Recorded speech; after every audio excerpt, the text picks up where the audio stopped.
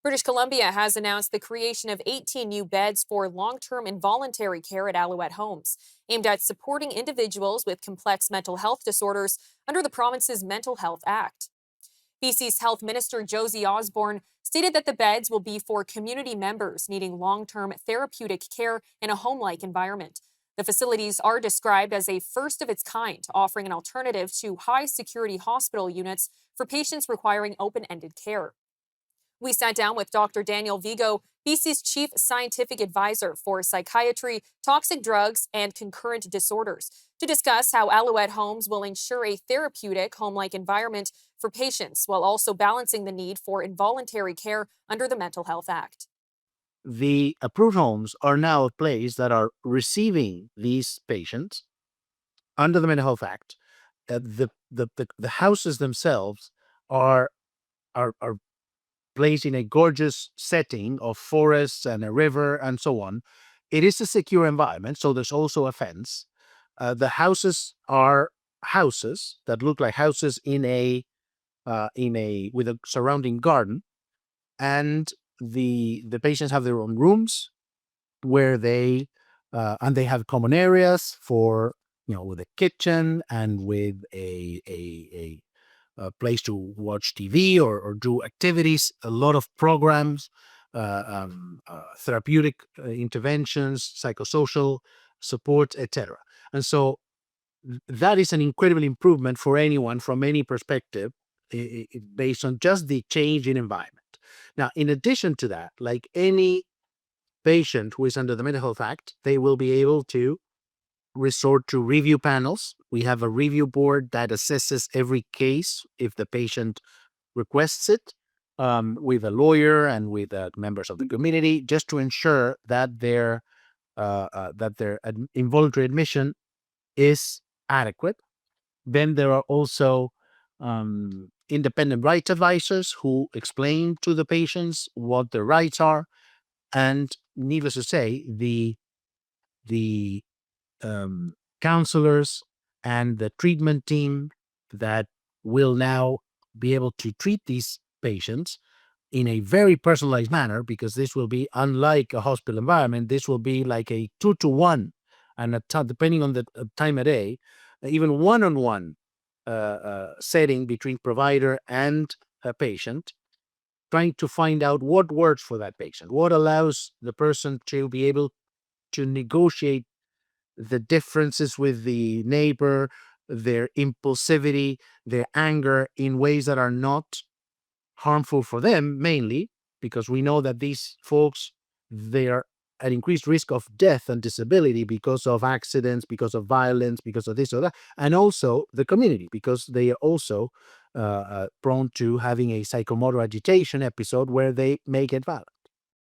We also discussed what specific processes or criteria will be used to manage and assess patient progress to ensure effective recovery during an open ended period. What that means is that patients are not kicked out at the end of a given period of time, because you have an acute unit, an inpatient unit, it's acute, you're out of there in a couple of months, regardless of whether you may progress or not.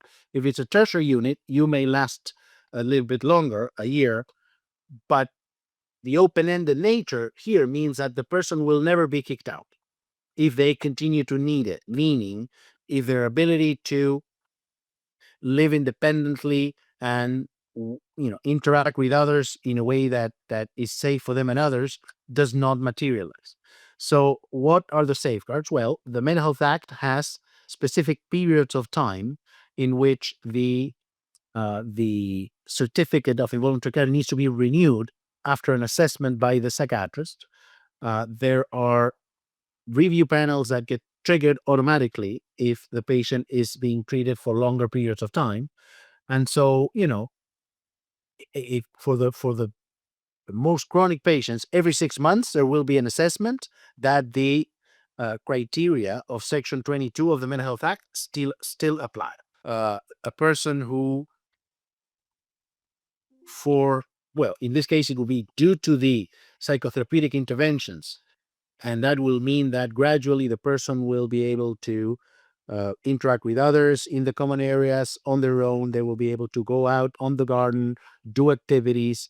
They will be able to go out in a forest walk accompanied. They will be able to go to the nearest town accompanied, and go to McDonald's or whatever.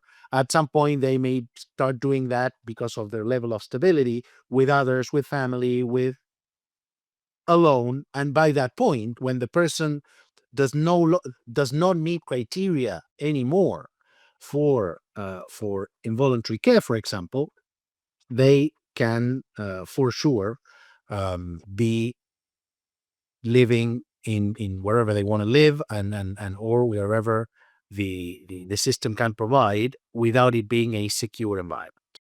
And finally, we touched on how this initiative addresses the broader challenges of BC's toxic drug crisis and public safety concerns. We compared that to other provinces like Ontario and Alberta. In order to curb the toxic drug crisis, we need interventions across the continuum of care, and even upstream preventative interventions. So my work creating, for example, approved homes, or creating mental health units in corrections, or expanding assertive me treatment teams, or ensuring streamlined access to certain pharmacotherapies, or clarifying how to use the Mental Health Act is just one piece of the puzzle. Of course, our ability to intervene more cost effectively is always upstream intervention. So when a kid has an early psychosis episode, intervene there, make sure that they get the care they need. Remove these toxic drugs from the community. So Ontario, for example, so BC has a mental health act that is old, but despite its disadvantages, it is a very good act from the perspective of the very severely affected patients, in the sense that it allows for the involuntary care of someone when they need it as a matter of life-saving intervention, and it also allows us to treat that person. In Ontario, again, I'm not an expert on Ontario, but what I hear from my colleagues is that you're in this nightmare scenario where you can involuntarily detain a person when they are a risk to self or others, but you cannot treat them involuntarily. So it's this strange notion for a physician, because why do we involuntarily admit? In order to treat, not to remove someone from society. That's the police's work. Physicians, we treat. If we can only treat as inpatient, then we need to bring them in as inpatient. So Ontario, I understand, cannot do that. They can detain and not treat. So we don't have that problem, thankful.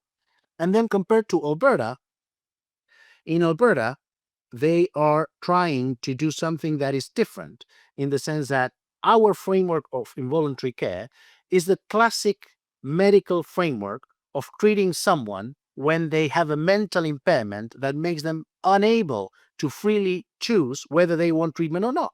And that, mental disorders are just a small subset of those. The most frequent cases in hospital are someone who shows up with a concussion and loss of consciousness and tells the ED doc, "Now I'm gonna go. You know what? I'm gonna go sleep it off." No, you're not. You can't, because you're gonna die if you go sleep it off. Same thing with someone with sepsis, someone who comes out of surgery who has delirium, someone who has a metabolic imbalance. Those folks are involuntarily cared for until they are able to understand, engage with the environment, engage with others, balance risk and benefit, etc. So that is the medical framework for involuntary care under the Mental Health Act. Some of those states of mental impairment emerge directly from a mental disorder, of which substance use disorders are a subtype. But we can only treat when there's a mental impairment. In Alberta, it's different. What they said is, they focused on the issue of substance use disorder specifically and said, well, even if there isn't a state of mental impairment, if the substance use disorder is so severe, right, or the risk is so high, we're going to intervene.